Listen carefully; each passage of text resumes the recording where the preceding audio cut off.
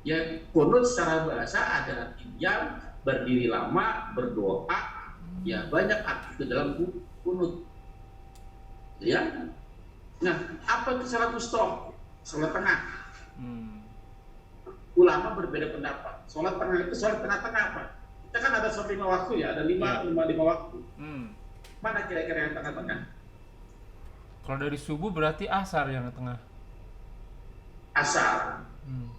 Kenapa asar? Karena itu tengah-tengah. Ngambil Tengah. dari subuh, zuhur, asar, tengah-tengah. Iya.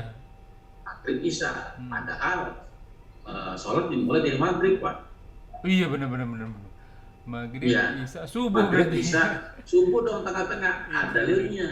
Ada yang berpendapat bahwa yang senama sholat wusta sholat subuh. Makanya ada kunut. Nah, makanya ada kunut. Oke. Ada yang لا إله إلا الله محمد رسول الله عليه صلاة الله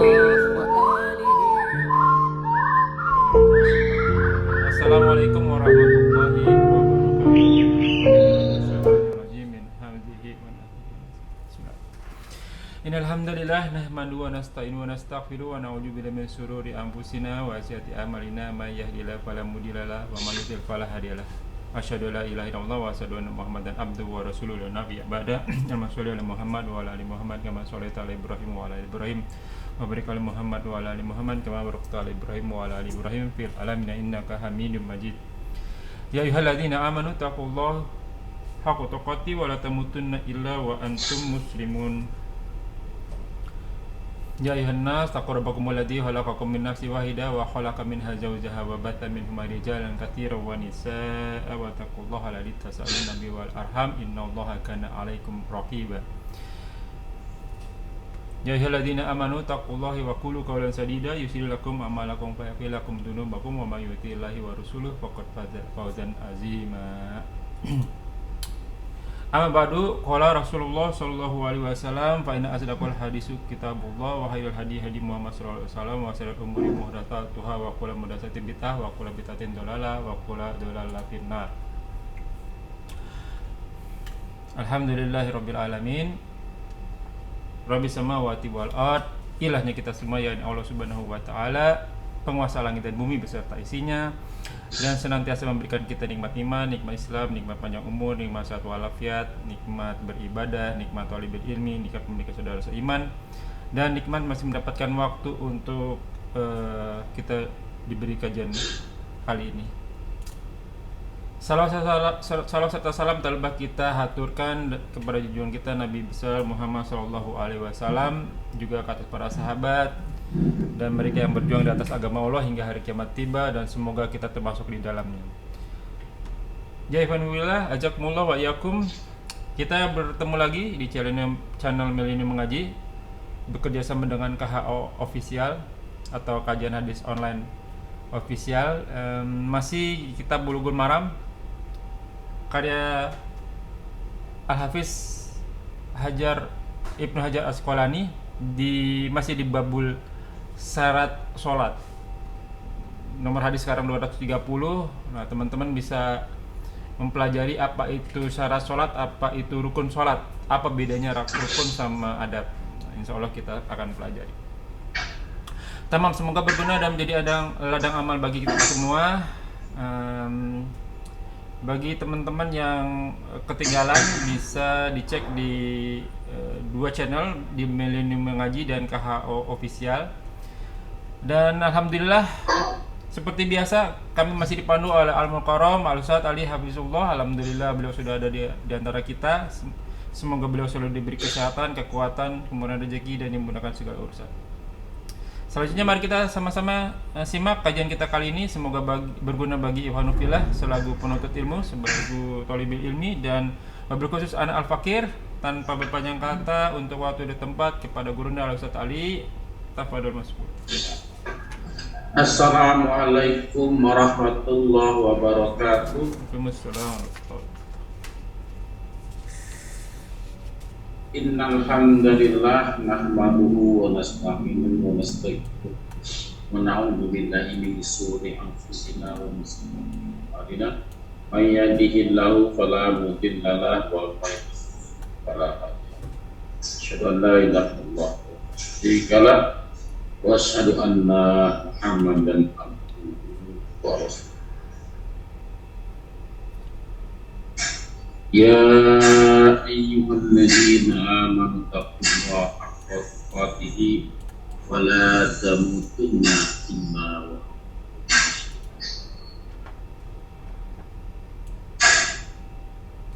Ya ayyuhan nasu taqu rabbakum alladzi khalaqakum min nafsin wa khalaqa minha zawjaha wa bassa minhuma rijalan katsiran wa nisaa'a wattaqullaha alladzi tasaaluna bihi wal arham.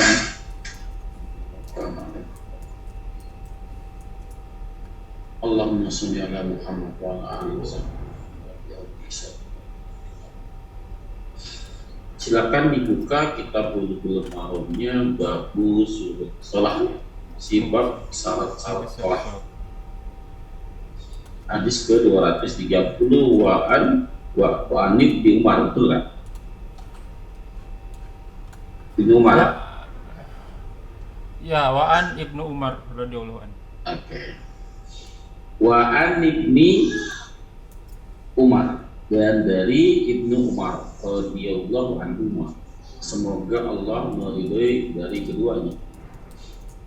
Anna nabiyya, bahwasanya Nabi sallallahu alaihi wasallam telah melarang an yusalli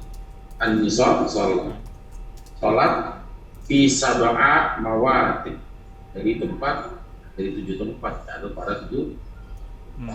Yang pertama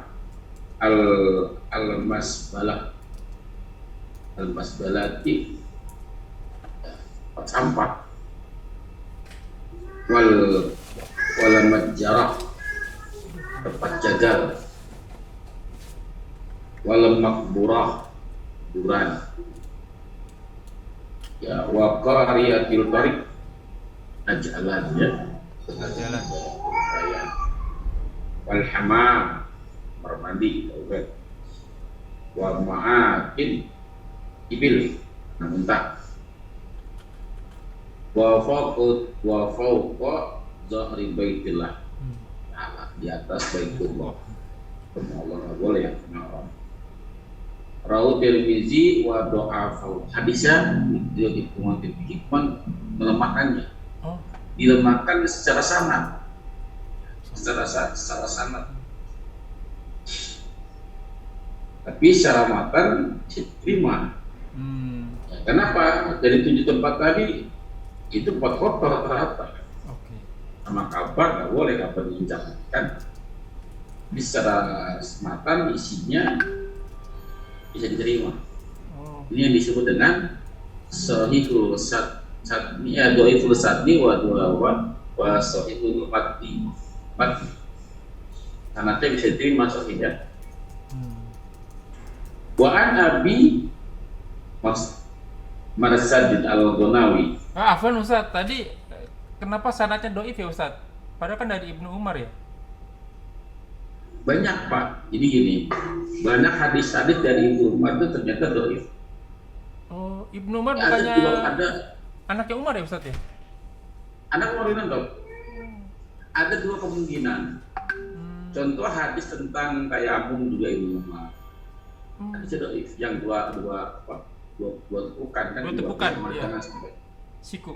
Ibnu Umar. Hadis juga dhaif. Nah, timbul pertanyaan, kenapa Ibnu Umar, seorang sahabat Nabi, anaknya Umar bin Khattab, kok melemahkan hadis, meriwayatkan hadis yang lemah? Satu. Kan? Kenapa begitu kan? Dia pertanyaannya. Timbul dua jawaban, ada 2 kemungkinan. Ada 2 kemungkinan. Satu, kemungkinan pertama itu bukan dari Ibnu Umar. Oh, mengatasnamakan Ibnu Umar. Tapi disandarkan, mengatasnamakan Ibnu Umar. Kenapa?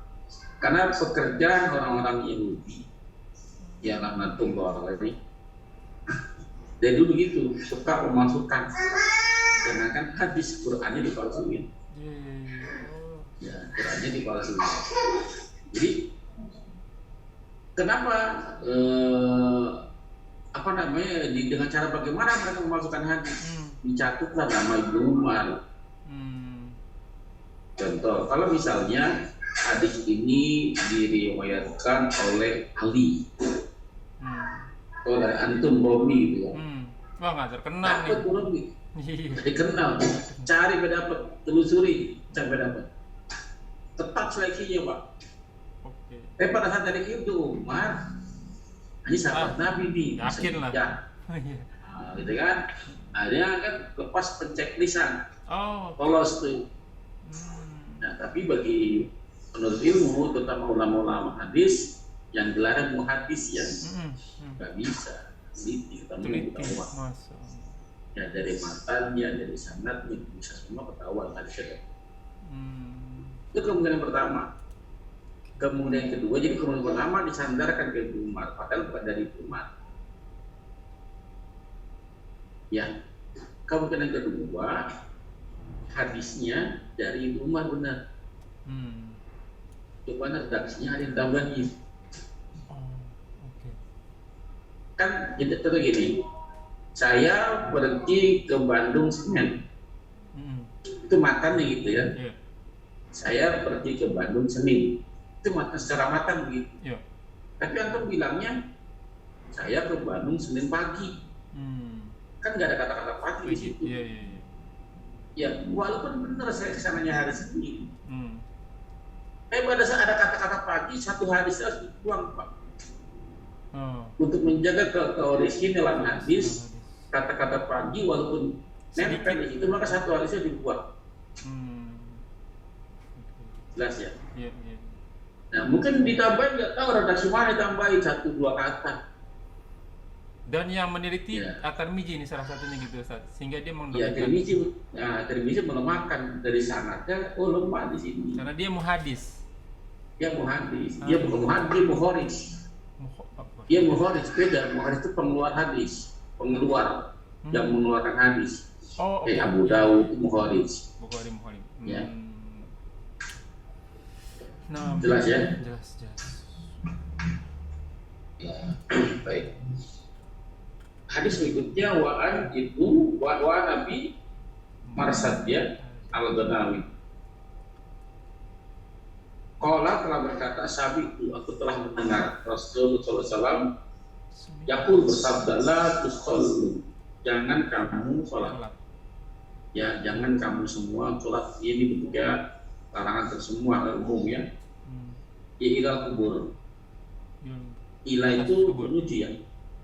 Bisa menuju, bisa di Ila atas. itu menuju atas Allah. Kalau Allah itu di atas, kalau ila menuju.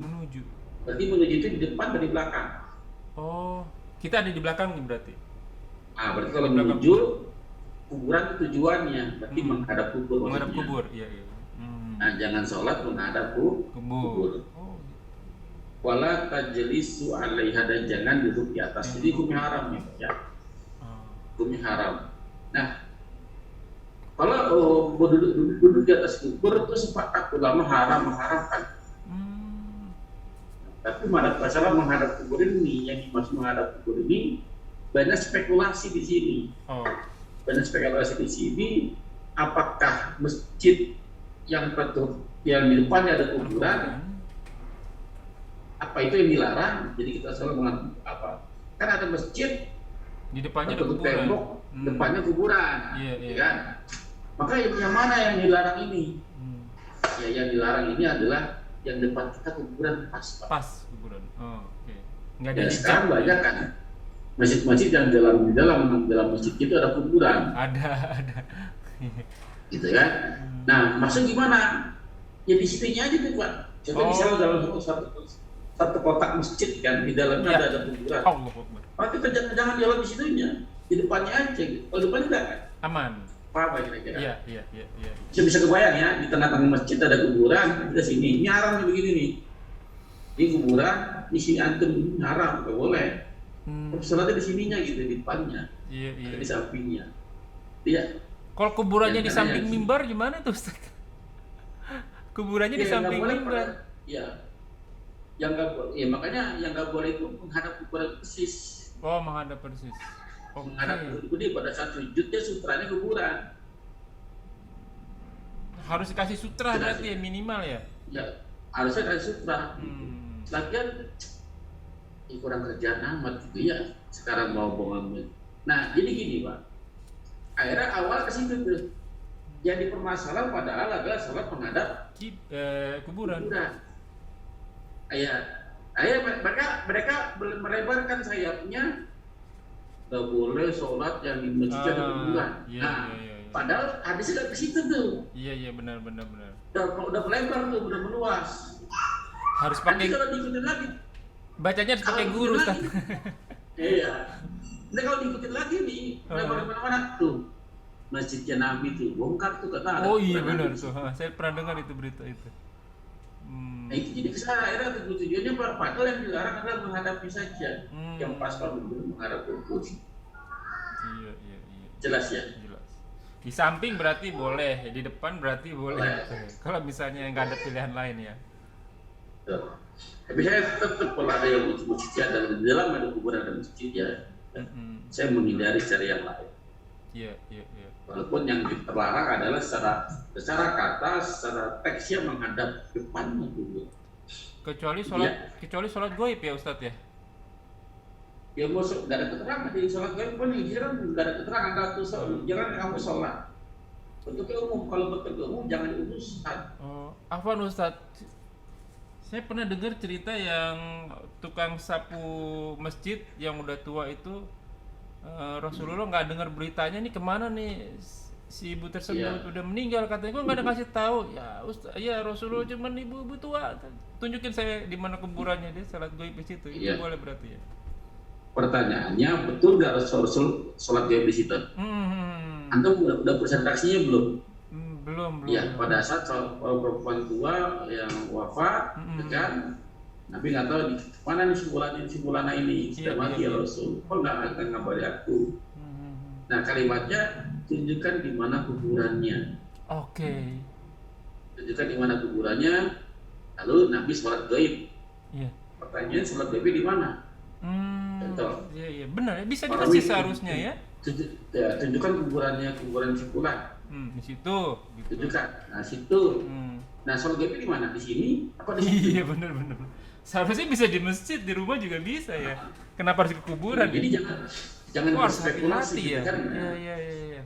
Lihat teksnya, kata demi katanya, jangan sampai karena dalam bahasa Arab itu jangan kan beda huruf. Ya tadi ilah sama hal aja beda. Beda. Nah ada di surat apa ya tentang Nabi Musa berapa Allah berbicara kepada Nabi Musa. Ya Allah ini kan sebagai apa namanya sebagai mubtada. Iya. Sebagai mubtada Allah. Takalama bi Musa. Takalam Allahu bi Musa. Oke. Ya.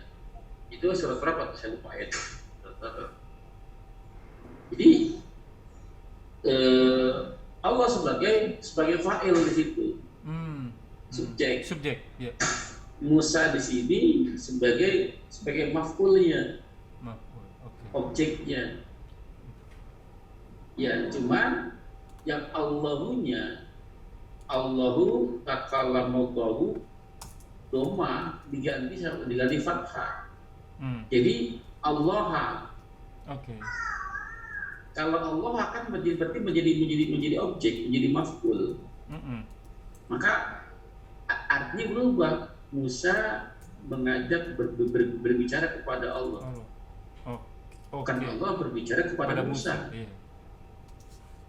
Iya. Kalau Musa berbicara kepada Allah yang hebat Musanya nih. Iya.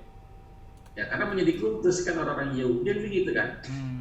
Hanya berbeda huruf doma diganti dengan fathah saja. Ya harokatnya diganti, hak hurufnya diganti, menjadi hak. Berubah kalimat ya, berubah makna. Ya, apalagi kalau beda huruf. Jelas ya? Ya. Kita lanjut. Wa'an Abi Sa'idi.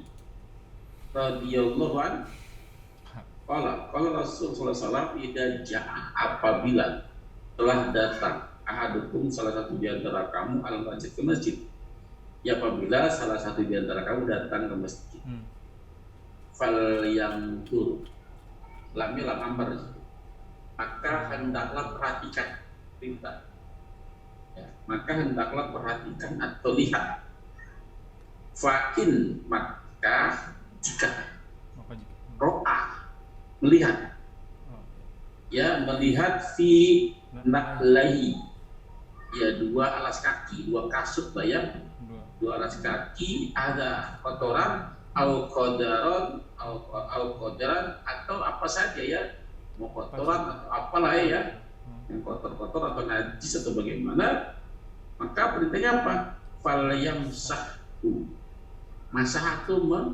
mengusap, menggosok, membersihkan ya, gosok-gosok tuh kemana ya, ke tangan, karena masa ini kan tambah air ya Pak. Iya.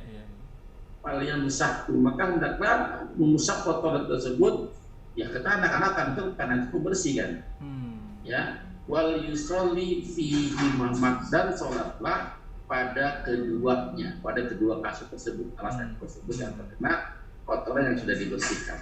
Artinya syarat sah sholat itu adalah bersih dari najis. Ya, pakaian, ya. Kalau tadi kan bersih dari najis badan, ya dengan wudu, dengan mandi, ya, atau dengan tayamum. Sekarang adalah pakaian. Tadi jangan soal tempat di kandang unta segala itu, bersih tempat. Ya, bersih diri badan, bersih tempat, bersih pakaian. Ya, ada lagi paling penting adalah bersih hati, gitu kan? Suci. Hadisnya sahih, ya. Saya ketemu di Abu Daud, nomor hadisnya 650, halaman 163. Wa'an Abi Hurairah, dan dari Abi Hurairah radhiyallahu anhu, semoga Allah meridhoinya, qala Rasulullah, telah bersabda Rasulullah sallallahu alaihi wasallam, ida wati'a, ahadukum, apabila salah satu di antara kamu menginjak al-adha itu kotoran, bi khuffaihi, khuf itu alas kaki, khuffaihi dua alas kakinya, ya fatuhuruhuma, maka bersihkan keduanya, ya maka bersihkan keduanya aturab dengan tanah. Tadi digosok-gosok, ya. Akhrajahu Abu Daud wa sahahu Ibnu Hibban. Hadis sahih Abu Daud, saya terima hadisnya halaman 103, 104. Ya biasa digambar bolak-balik gitu ya. Halamannya 103, 104, nomor hadisnya 380. Riwayat siapa, Ustaz? Abu Daud. Ya. Yang Ibnu Hibban saya belum punya kitabnya nih. Ibnu Hibban ada kitabnya.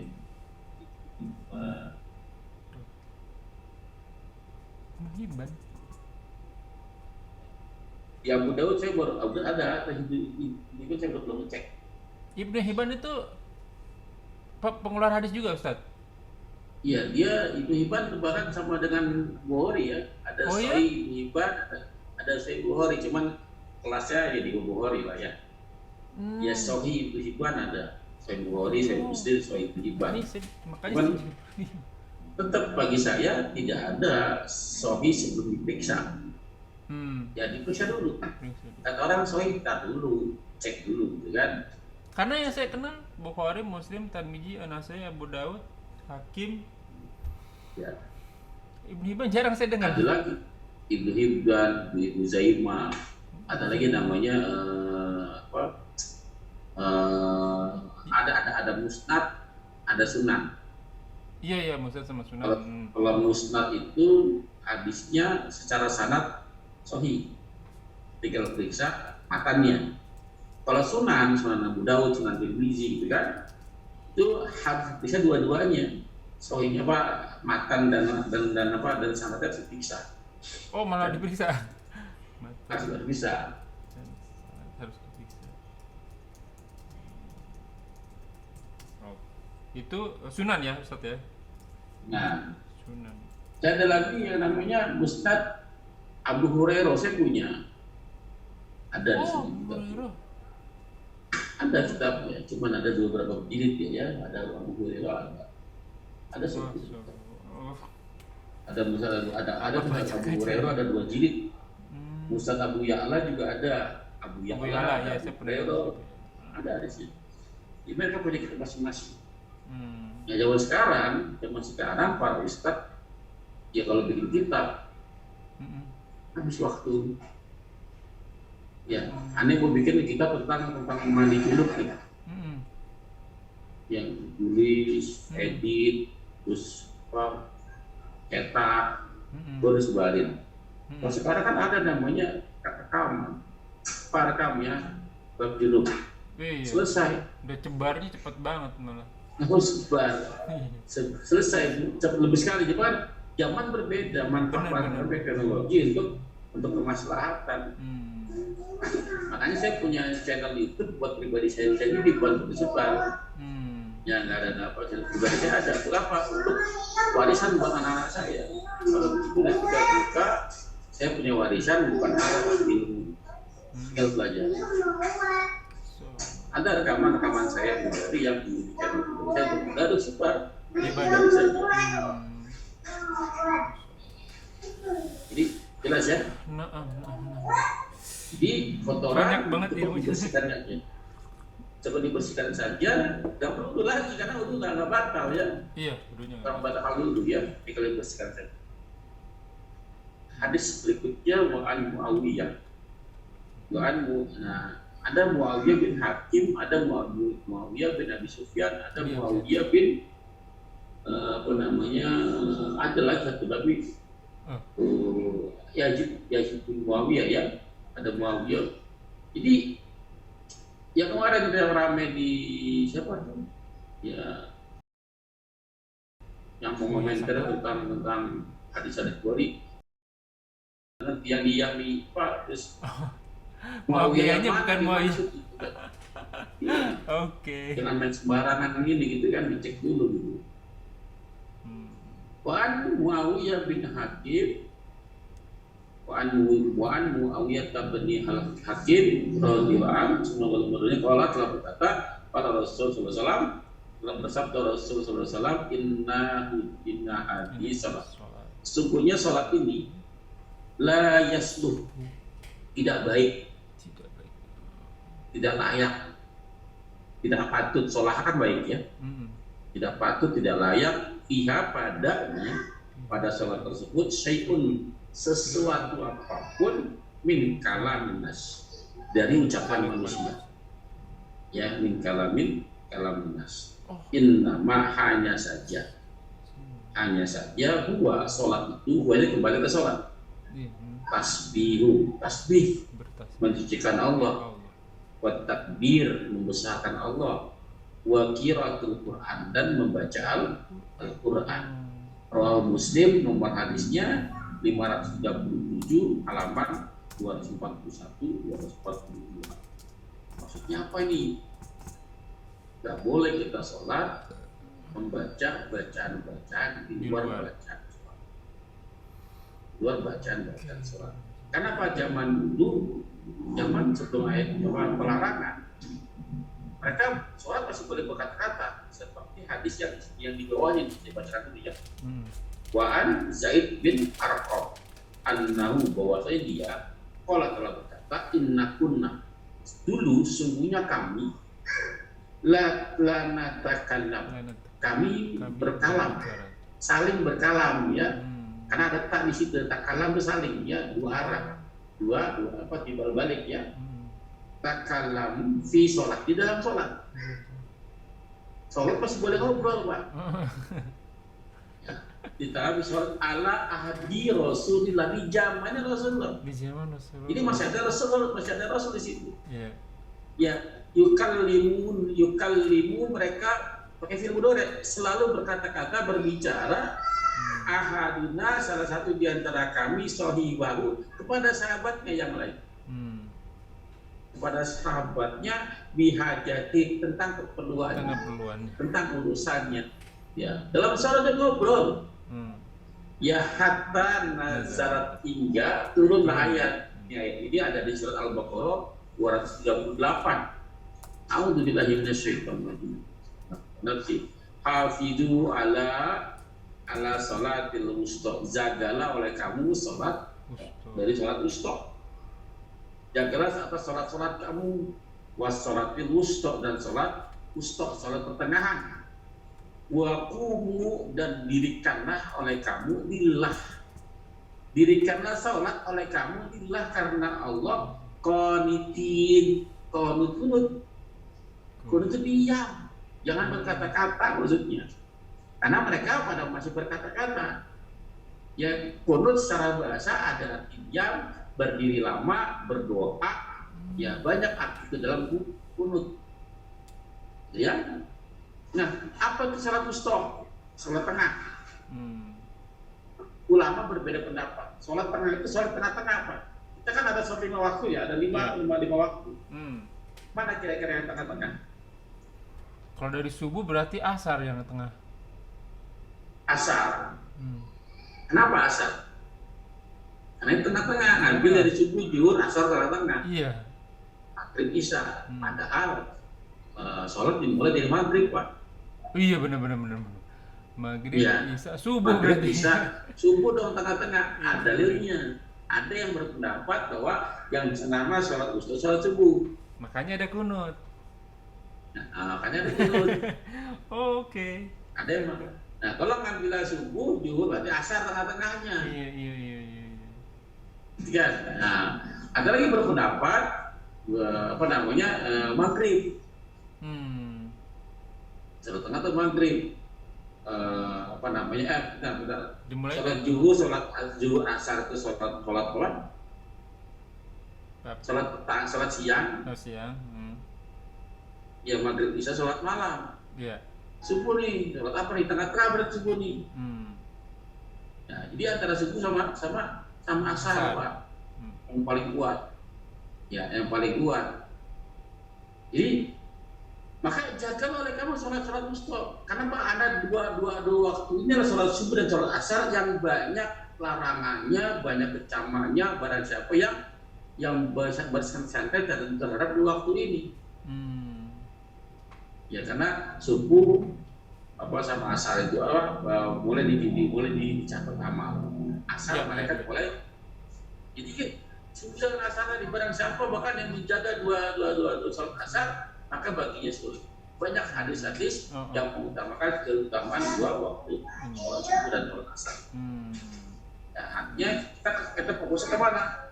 Ke kunut tersebut, Pak. Dalam hadis dari riwayat yang lain, ada Pak ayat yang lain, Al-Araf 204. Surat 7 204. A'udzubillahi minasyaitonir rajim.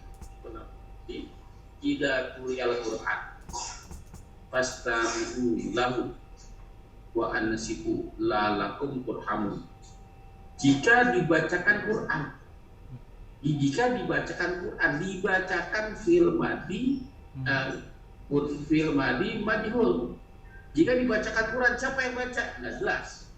Siapa saja. Yang jelas pada saat Quran dibaca berarti ada yang baca. Entah siapa, saya yang baca, antum yang baca, saya yang mendengar, atau saya yang baca, antum yang dengar, siapapun yang baca, kita dengar nih. Dengar bacaan Quran dibacakan. Jika Al-Quran dibacakan, Quran, maka sikap yang mendengar bagaimana? Kunut berarti. Ya, kunut tadi ayat Al-Baqarah 7:204. Fastami'u lahu, dengarkan oleh kami. Yang pertama itu fil amr, dengarkan, wa ansitu, diam. Dengar, diam. Kenapa? La'allakum turhamun, agar kamu mendapat rahmat, agar kamu dirahmat. Gitu. Jadi maka dari itu ini dalam sholat. Kalau dalam sholat pada saat imam baca Al-Fatihah, Al-Fatihah kan Quran, Pak. Ya. Maka dibacakan Quran. Dibacakan oleh imam, makmum mendengar, maka sikap makmum mendengar, diam dan dengar. Baca surat yang lain, sikap makmum dengar, diam dengar. Jelas, Pak? Jelas. Baik, kita lanjut atau mau diskusi? Satu pertanyaan aja Ustadz, ini 4 menit lagi soalnya. Baik. Waktu lagi sholat kemarin saya kejadian kadarullah kena masalah, kena kanker gitu Ustadz ya. Itu darahnya muncrat. Waktu saya lagi Ya. sholat isya, saya ngeliat kain saya kayak ada darahnya nih, tapi posisi udah tahiyat akhir tuh. Itu termasuk najis nggak ya Ustadz ya darah di Lalu najis Pak. tuh? Terus berarti harus ulang sholat ya waktu itu ya? Tidak batal sholat. Jadi banyak ada versi ya teman-teman di Mazhab Syafi'i, jangankan darah yang ngalir tadi, Pak. Oh, Ya darah nyamuk saja, ya darah darah. batalin sholat. Oh ini pendapat. Ya sholat jelas batal. Oke. Padahal di bab tentang pembatalan sholat tidak ada darah disebutkan di Iya. situ. Nah, pada saat itu darah muncul banyak, dibatalkan sholat bukan karena darah keluarnya. Dikhawatirkan antumnya banyak pendarahan. Masuk. La darara wala dirar. Jadi jangan membuat bahaya, jangan membahayakan diri sendiri, jangan membahayakan orang lain. Itu padahal nanti keluar darah, jangan keluar darah antum pusing oleng nih. Iya. Batalin sholatnya, Pak. Oh. Kalau antum masih pusing oleng, masih tetap sholat, padahal enggak juga kuat jatuh, antum bisa yang lain. Iya. Jadi la darara wala dirar. Antum batalin sholatnya. Kondisikan tidak antum dulu, baru sholat bisa diganti kan, bisa bisa dijamak atau bisa diulang, bisa diundur waktunya gitu kan. Yang paling penting utamakan keselamatan kerja dulu gitu kan. Utamakan selamat. Masyaallah, syukran jazakallahu khair Ustaz. Masyaallah, alhamdulillahirabbil tambah ilmu lagi. Akumul wayakum, semoga apa yang kita bahas menjadi ladang amal buat kita. Semoga majelis ini diberkahi, semoga amal yang kita kerjakan dan akan kita kerjakan firman Allah Subhanahu wa taala dan menjadi ladang amal tambahan kita di akhirat kelak. Qul haq min rabbikum, semua yang benar datangi dari Allah Subhanahu wa taala, mohon dibukakan pintu maaf sebesar-besarnya. Semoga kita dapat berjumpa lagi di lain waktu. Wallahu a'lam bishawab. Tutup dan kafaratul majelis. Subhanakallahumma wa bihamdika asyhadu an la ilaha illa anta astaghfiruka wa atubu ilaik. La ilaha illallah